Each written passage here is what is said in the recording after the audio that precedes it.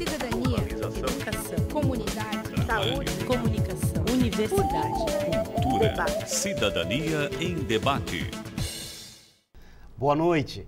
Começa agora o Cidadania em Debate, um programa do Sindicato dos Servidores Públicos do Ensino Superior de Blumenau. Este é um espaço que trata questões de interesse dos trabalhadores do Vale do Itajaí. E no programa de hoje vamos falar sobre mudanças climáticas e a maneira como a sociedade e o poder público estão lidando com essa questão. Vale lembrar que a cada ano temos chuvas mais torrenciais e, consequentemente, tragédias. Diante desse cenário, vale dizer alguns questionamentos, levantar alguns questionamentos tais como: primeiro, o que se está fazendo para evitar as tragédias decorrentes do clima? Segundo, por onde começa o trabalho de prevenção e orientação junto à população? E, finalmente, precisamos de leis mais rígidas para responder estas questões e debater o assunto mudanças climáticas. O nosso convidado dessa noite é o professor e ambientalista Lauro Baca. Ele, inclusive, já vem falando desse tema em sua coluna semanal no Jornal de Santa Catarina e chamando atenção para o nosso modo de ver e tratar a natureza. É o que ele chama de antropocentrismo. Aliás, como o senhor traduz esta palavra? E vamos começar falando de clima, exatamente por essa palavra. Boa noite, professor Lauro, obrigado pela presença. Boa noite, agradeço o convite de aqui estar, E a respeito dessa palavra, antropocentrismo, Antropos é o ser humano, centrismo, centrado no ser humano. Eu diria que todos os seres vivos, todos os animais, têm a sua forma de se perceber o ambiente. Sim. A nossa forma de perceber o ambiente biológica é através da visão, principalmente, um pouco a audição, olfato, forma muito reduzida, tato, muito importante. Uhum.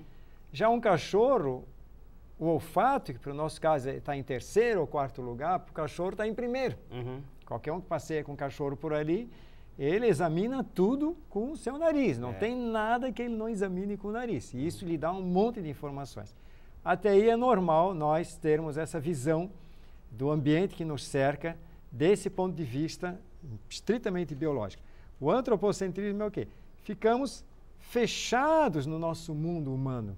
Quer dizer, somos só nós e não enxergamos o que está além de nós. Uhum. É como se dentro de um organismo o nosso coração quisesse ter uma vida absolutamente independente do resto do organismo. Uhum. O cara levou um baita susto, descarregou a adrenalina, mas o coração nem aí. Não tem nada a ver com o resto que está acontecendo no corpo, Uhum.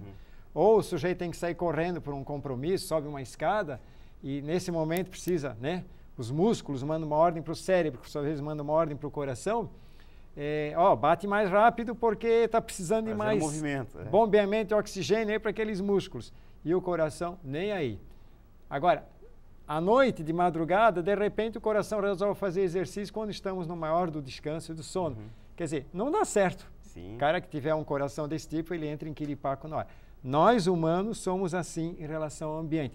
Nós agimos como nós queremos, ficamos fechados no nosso umbigo, dentro de uma casca de ovo e não enxergamos o que está aí ao redor. E por isso temos tantos problemas de ordem ambiental atualmente no planeta inteiro, em todos os lugares. Professor, o clima tornou-se um assunto da ordem do dia em todas as nações, Os grandes governos passaram a se interessar por isso. Uhum.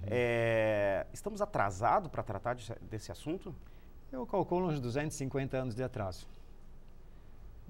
Se houvesse a percepção ambiental das coisas, não fosse esse tal do antropocentrismo, a partir da Revolução Industrial, quando a máquina começou com muito mais ênfase a substituir a força braçal humana e a força também animal, tração e outras coisas animais. Isso no fim do século XVIII, começo do século XIX? Por ali, 1750, então 250 anos atrasados. Então, a partir de lá, já deveria ter havido a preocupação em relação às consequências desse avanço extraordinário que a Revolução Industrial propiciou, a urbanização, a vida de pessoas em cidades, etc. Então, o atraso não é de 30 anos, como alguns dizem, né? Mas sim de uns 250 anos. Então, realmente, nós temos que acelerar essa nossa percepção ambiental de um pouquinho mais de humildade, um pouquinho mais de respeito, né? E ainda predomina muito na nossa visão de mundo que temos que proteger, que precisamos da natureza. Essa é uma visão, ainda que válida, ela ainda é egoísta. Nós temos que evoluir para um momento em que temos que proteger ou preservar pelo simples direito à vida de todas as espécies. Seja uma jararaca, uma cobra venenosa, seja uma formiga, seja o que for. Não quero com isso dizer que o cidadão deva agora dormir com uma jararaca enrolada debaixo da sua cama. Né? Também não ia dar certo, né? Também não ia dar certo, né? Mas eu que tive jacaré em casa, um dia meu sogro foi dormir na nossa casa e acordou com o jacaré debaixo no tempo que era permitido, agora não pode mais. Né? Mas o jacaré estava alimentado, né? Mas ele vai se defender se pisar com o pé em cima, mas alimentado ou não, ele vai se defender. Mas o que eu quero dizer, então, é isso, quer dizer, os seres vivos devem ser respeitados com direito à vida pelo simples fato de eles serem seres vivos, né? Como se fosse uma extensão do nosso organismo. Então, independentemente da visão utilitarista ou não daquela espécie para nós. Né? Vou proteger essa plantinha porque ela tem uma substância que cura doenças nossas. Né? É importante? Mas ainda assim é uma visão egoísta. Eu só estou sendo teu amigo porque tu és útil para mim. A hora que não fores mais útil para mim, te dou um pontapé. Quer dizer, não pode. Né?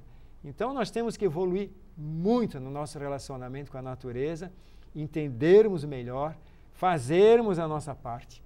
Né? Porque os resultados estão aí, né, professor? Sim. Agora, em janeiro, nós experimentamos aqui no Vale do Itajaí essas chuvas torrenciais e a população, mais uma vez, ficou em apuros, né? E nós, assim, fica muito claro que os nossos governos estão ou despreparados, né, para atender via de regra, absolutamente despreparados. Professor, o que a gente poderia fazer de imediato para que pudéssemos contribuir na melhoria ambiental e até nessas questões aí ligadas a esses eventos relacionados ao clima? Olha, é um mundo de coisas. Como disse antes, estamos 250 anos atrasados. E recuperar isso não é fácil, né?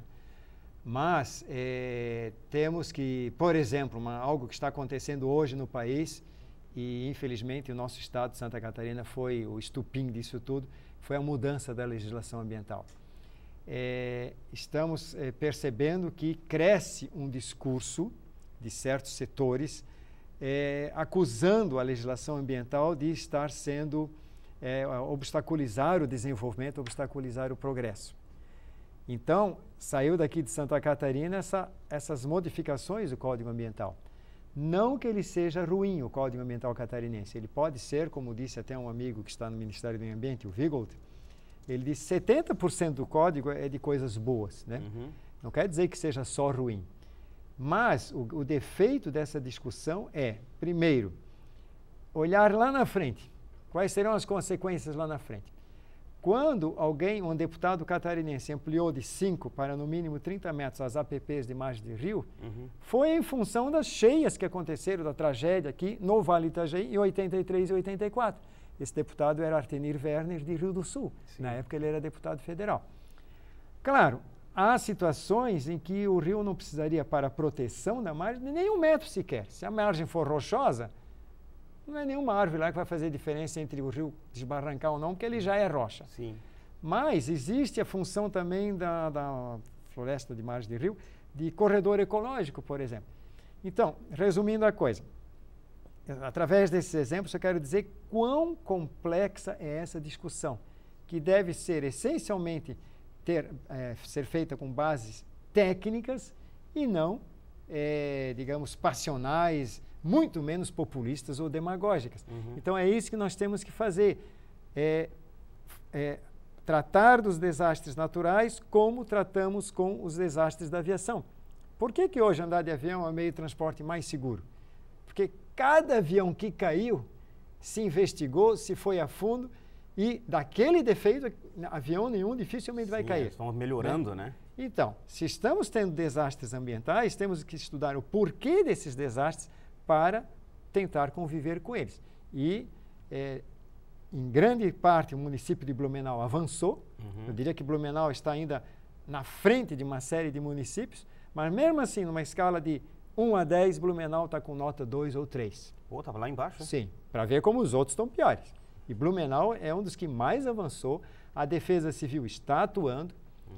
Dói para a gente verificar um desmanche de uma casa, como eu vi agora, esses dias no Morro do Arthur, ali no Progresso, em Blumenau. Dói, né? A população, a família lá olhando, etc. Mas chega uma hora que não tem o que fazer. Adianta dizer para uma pessoa,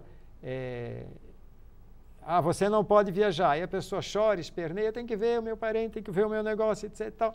Mas, nesse momento, não há condições do avião decolar. Ponto. Ali não é lugar para se morar. Né? Ponto. Né? Não tem lugar para se morar. Tudo se dá um jeito. Porque a população, muitas vezes, recorre a esses espaços, né? Que são espaços difíceis, né? Mas recorre a esses espaços por falta de um lugar para morar. Quer dizer, ninguém vai para uma casa no morro porque gosta do morro, né? Ele vai porque tem uma necessidade, né? As pessoas são vítimas várias vezes. Primeiro, vítimas em função de um sistema social que causou esse disparate gigantesco entre os que mais têm e os que menos têm, né? Segundo, vítima do meio ambiente. E terceiro, vítima de uma ação política perversa que vê nessa população uma chance do voto fácil. Estou cansado de ver e conheço uma série de pessoas que receberam o famoso tapinha nas costas de algum político, seja quem for, candidato a deputado federal, estadual, vereador, prefeito. Não, a gente dá um jeito de legalizar, etc. Né? No mesmo Morro do Arthur, onde estivemos agora recentemente, está cheio de ribeirão tubulado com tubo de 1 metro. O tubo de 1 metro é um negócio caro. Eu estou comprando umas canaletas de 20 centímetros, que é meio tubo, só de 20 centímetros, uma coisinha assim, já é o olho da cara. Né? Eu preciso de uns 20, aí fica mais caro ainda. Imagina um tubão desse tamanho. Essa população de baixa renda não tem dinheiro para fazer isso. Essa população não tem dinheiro para pagar uma hora de trator a 100, 150 reais a hora. E para preparar qualquer terreninho são algumas horas de trator, né? 10, 15, 20 horas. Né?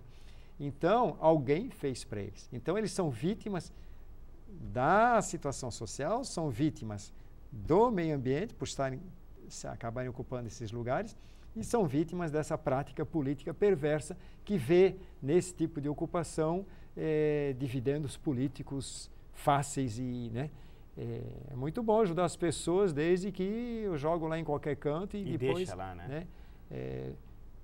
Então eles não estão recebendo lugar para morar, eles estão se jogando debaixo de uma armadilha, de uma ratoeira que pode desabar a qualquer momento. Porque também tem nessa questão da organização, né, da população na zona rural e na zona urbana, muitos saíram da zona rural porque não tiveram incentivo para continuar na zona rural, né? De onde nunca deveriam ter saído, né? Então, eu acho que os governos que passaram pelo Brasil pecaram muito nessa questão agrária, né, professor? Com certeza não houve assim uma maior preocupação em dar incentivos à permanência no campo. Embora, por mais que houvesse incentivo, a migração iria acontecer de qualquer maneira. A cidade atrai, o conforto da cidade atrai, as oportunidades nas cidades, em princípio, são maiores. Ninguém mais quer ficar trabalhando de sol a sol, tanto é que em lugares que, em grande parte, a natureza está se recuperando onde? Nos morros. Mas será que é porque foi ação governamental? Será que é porque aumentou a consciência do agricultor? Ou será que é porque no morro não dá para trabalhar com máquina? Então ele prefere ficar em terra agricultável, onde ele pode trabalhar desde o seu simples tobata até um trator, uma colheitadeira climatizada, ar-condicionado, bacana, só mexe ali em alavanquinhas, lá fora o maior calorão e ali dentro da máquina agrícola o maior conforto, né? Mas isso é possível em terras adequadas para a agricultura, que são as áreas planas.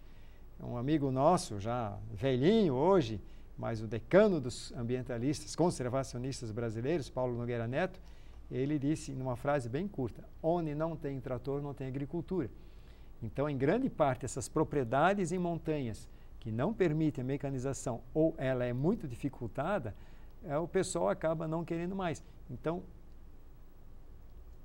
em incentivo, ajudaria muita gente a ficar no campo, mas mesmo assim, eu acredito que o êxodo ainda seria significativo para as cidades.